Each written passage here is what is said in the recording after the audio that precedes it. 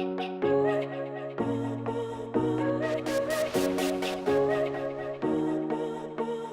seconds on who I am as I dive into the topic of the next generation of workers, which I think we can all agree on is an important topic today.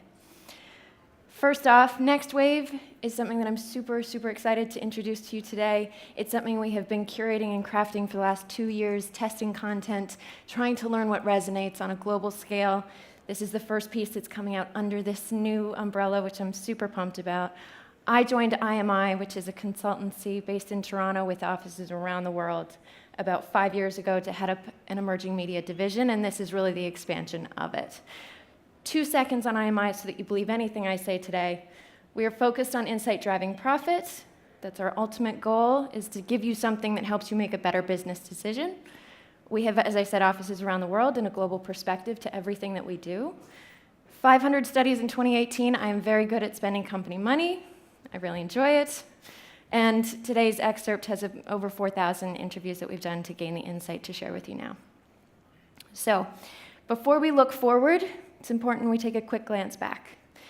Back in the 1700s, water and steam is introduced. It's our first industrial revolution. I'm sure many people at that point in time were concerned about job security. Electricity is introduced in the late 1800s. Late 60s, 70s, we get automation, the internet comes into play, and now we're in this cyber-physical systems. These are smart devices, things connected to the internet that have levels of intelligence that we hadn't yet seen before. Welcome to the future. As Joe said, we are here, it is now, it is today, so the conversation that we want to have is not necessarily about the extinction of human workers, but how this conversation is going to evolve and how AI might complement the things that we do to enhance the way that we operate in the world. 73 mind-blowing implications of driverless cars and trucks. The world is changing, this is for sure, and obviously things like transportation is going to affect and impact the way that we do work. The grocery store of the future is mobile, self-driving, and run by AI. Does not sound like they've got a lot of clerks in this situation, but of course, on the flip side, we've got Amazon investing in not only a second headquarters that suggests they're going to invest in 50,000 new human jobs, and of course, some of the tedious things that we don't enjoy anyways, hopefully will be complemented by AI. A few realities. So this is not our first rodeo. With every past industrial revolution, we have in some way gained prosperity on a global scale. Those that embrace that change have really had the chance to succeed and to prosper. And we really need to step away from the words always and can't, as in we have always done it that way and it cannot be done. With the right incentive, just about anything can happen. One interesting point is the conversation around where we're going to validate and vet talent in the future. So if you imagine the way that you select criteria and you look at a resume today, that's going to change. As people look at e-learning, as their adaptive learning, where they get the education that they bring to the table, we're going to have to evolve the way that we evaluate talent and figure out if they're right for the position or not. So let's talk about youth. I have a lot of icons here. This could be an entire presentation in and of itself, and I will promise to share aspects of it after so you don't have to feverishly make notes. First thing, so 92 million US millennials, 1.86 billion Gen Zs today. This is a massive cohort, and they are going to grow. They have immense buying power, which is why brands care a lot about them. They were basically born with a smartphone at hand. They are constantly online. 45% of teens say that they are constantly checked in. Social is their entire life. They have not known a world of isolation from a connectivity perspective, so they're constantly in touch and talking to their friends and family. The fourth icon here, I've heard some people say narcissistic. I prefer the perspective of masterful content curators. So they've got the skill set that they're used to using that has made them incredible editors and brand champions and measurement specialists in terms of looking at how many comments and what kind of feedback they're getting on their content. And to the conversation that Lori spearheaded, 70% are talking about privacy, they are concerned about risk, these things are happening. So, key to access. They have access to everything all the time at their fingertips. As I said, they are constantly connected to their phone and to then the world. So the relationship that they have with each other has changed, the amount of information at their fingertips has changed, and the relationship that they have with brands has changed, because now there's an expectation of a one-on-one conversation. So the personalization of that relationship has definitely evolved. They basically walk around with a target on their forehead because brands are in a constant competition to get their attention. So the way that they see the world is sometimes a bit combative. Technology has made real time possible. So that interaction has now fueled expectations. So patience is going down, distraction is going up. They have the benefit of access without ownership. So we can get a car, we can get music. The interaction that they have with physical objects is changing. How many people have a 13-year-old that's got a physical photo album? Probably not many. And they're smart. 80% of teens say that it's worth the time that it takes to find the best deal. So they're doing their research. This is the first time that we have seen bullying coming up in today's top issues alongside mental health. They've lived through economic and cultural crisis. They're getting married later, which of course impacts the way that we do work. In the 1970s, the average age of marriage was 23, now it's 30. They're having babies later. The hottest new perk in Silicon Valley is to freeze your eggs for female employees. So if you want to wait a little bit longer, we'll make that possible for you. A bit controversial. And they are incredibly demanding of diversity. They've grown up in a world where same-sex marriage was legalized in 2005 in Canada. They had a black president of the United States from 2009 to 2017. They expect the companies that they work in to reflect the world that they see around them. So they are digital natives, absolutely shaped by technological advances, and they are evolving cultural norms.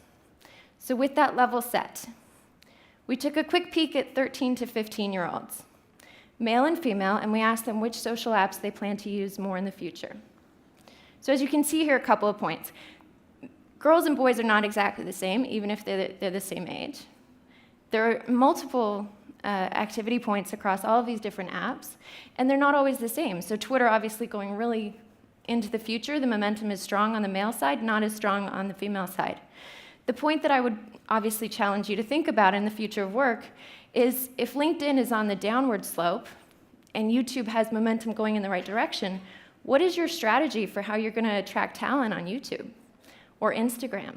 Where are you going to find the people that are going to fill the jobs that you have coming up in the future? Embrace youth actions, consider youth thoughts. The top line here is the number of people who agree that environment is one of today's top issues. Pretty easy statement. The bottom line is how many people actually pay more money for environmentally friendly products. You can see there's a gap there. So it's really important not just to listen to what they say, but to actually watch what they do. Aligning on values is essential to both attracting and retaining talent. So at any age, it's important that they can commit to more than just what you do, but why you do it. How youth describe great leaders. Think about some words in your head. What comes to mind when you think about the definition of a great leader? Honest, compassion, confidence. If you summarize all of this, they would be a really solid human being, really good people. These are the people that youth want to work for. Let's go the flip side. Now, I'm going to ask all of you, when you see these words, refrain from calling out the name that comes to mind. It will be very easy. These are not so great people, right? Selfish, arrogant, dishonest, not ideal. Stay away from that. That's the takeaway here. So statements that describe my current job. Pretty pragmatic, helps pay the bills. Someone said punishing, let's not focus on that. For the most part, it's pretty positive. So I'm thankful for it, it makes me happy. The things we want to work on, though, are the inspiration, having a boss that inspires me, rewarding. All of those areas will drive future prosperity. Reflecting on their company. They felt appreciated, they show they care about me, respected, and inspired. If you guys had to put up your hands and say, I feel one of those 4 things, how many of you could do that? Okay, so we're better than most, which is exciting. In fact, only 50% of Canadians said that they could feel one of those 4, which to me says there's a massive non-financial opportunity to show people that you care about them. How much does it cost to give someone a pat on the back or a bit of appreciation, showing that you're paying attention to what they're working on or even how their family's doing? That does not cost money. I enjoy my job, 39%. I look forward to going to work most days, 20%. My company has great culture, 18%, and as the mobility changes of people in and out of the office, these things become even more important. If you want to drive that number up, that 20% of people that enjoy going to work most days, the key is not just creating a great company culture, 60%. 67% said that their boss inspires them. So creating a place that people actually want to go, and leaders at every level, really empowering managers to become the leaders of tomorrow, that's going to pay off. The industry they'd love to work for in the future? Okay, big aha. It's fun, it's shiny, it's cool. Not exactly unique to this demographic, but there were 93 different industries when we asked people what they want to do. Company they would be excited to work for. This is just a gift from the universe when you're at an innovation conference and people say innovative. So, fun, culture. This does not just mean installing a slide in your boardroom. It means actually creating a place that people want to be and around people that they want to be with. The companies that they dream of working for, Google, Apple. If you ask them what their favorite brands are, you're going to see a lot of the same answers. And myself, number 2. Recently, the CEO of Uber said that he predicted of the future of work, it would be less about the company and more about the work itself. And he pointed out that Uber drivers choose when they want to work, how they want to work, and how long. So consider that in the companies that you build. So a couple key takeaways. Lunch is close. We've been here 3 times before. We are taking a very optimistic perspective because that's the way that we want to see the world. And history has shown us it's a safe guide. Technology is absolutely going to shape the future of work. There's no denying that. But try to embrace it, figure out how to apply it. When you're attracting talent, think about the skill sets that are inherent to this younger demographic. Do not make your 22-year-old niece the head of social. That's not a clear path to success, but think about how she might be able to contribute to your conversation. From a company perspective, integrate great culture with innovation and respect. It will pay off. And to everybody, if you embrace this fast-paced environment, there is absolutely opportunity to succeed, and we really believe that you can be in the driver's seat. Thank you.